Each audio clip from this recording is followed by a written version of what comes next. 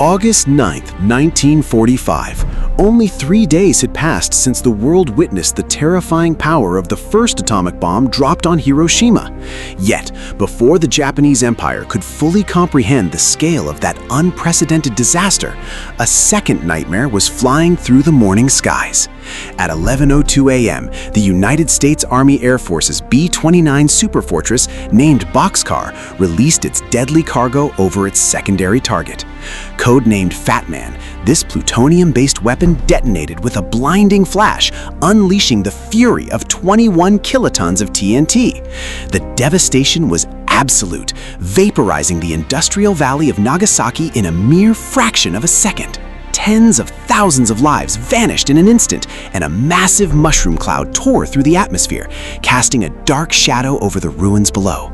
This catastrophic strike became the final major military act of World War II, effectively forcing the Japanese Empire to confront the brutal reality of absolute and undeniable defeat. Why this second tragedy occurred, we must analyze the strategic logic and the relentless political calculations behind the deployment of the second bomb. Following the attack on Hiroshima, the Allied leadership faced a grim dilemma. The Japanese military elite, driven by a deeply ingrained warrior ethos, showed little initial willingness to surrender unconditionally.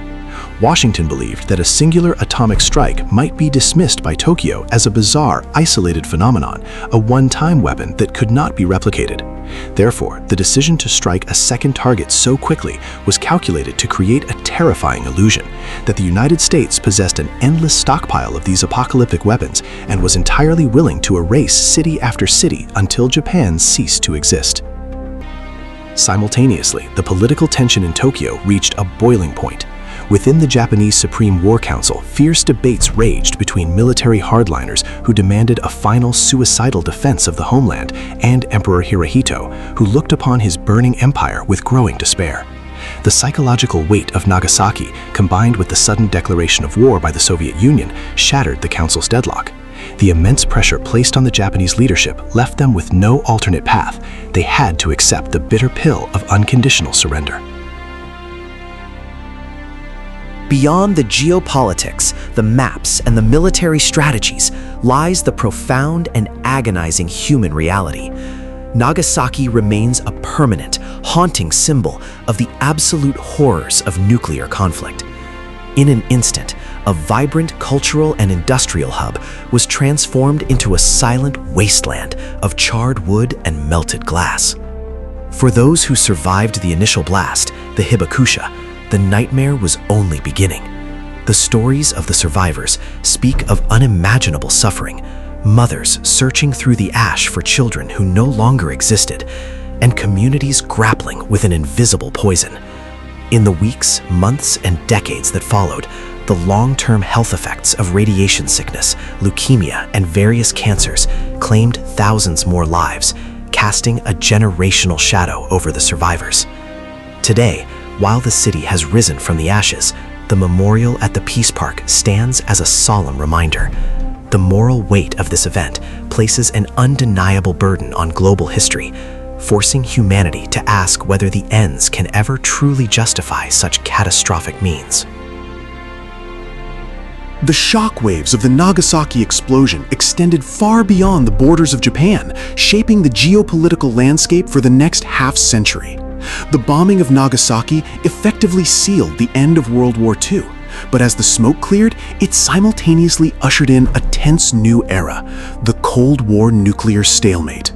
The world had seen what a nuclear weapon could do to a living city, and a terrifying realization set in among the global superpowers. Possession of the atomic bomb became the ultimate metric of global dominance, sparking an unprecedented nuclear arms race between the United States and the Soviet Union. This single event fundamentally redefined the military doctrines of the late 20th century. True military victory between superpowers was no longer possible. Instead, global peace was maintained through the harrowing concept of mutually assured destruction. The tragedy of Nagasaki became the ultimate deterrent, ensuring that the weapons used on August 9, 1945 would remain the last of their kind ever deployed in active warfare. Nagasaki stands forever as the final, devastating act of the most destructive war in human history. It serves as both a monument to the end of global conflict and a severe warning about the future of our species. As we reflect on these moments that reshaped our world, we are left with a profound question that continues to challenge historians, philosophers, and leaders alike.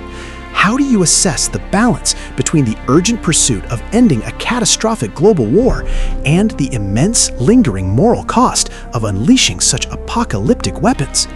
We want to hear from you. Share your thoughts and perspectives in the comments section below.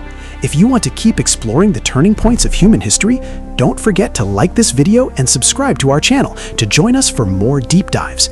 Thank you for watching, and may we never forget the lessons of the past.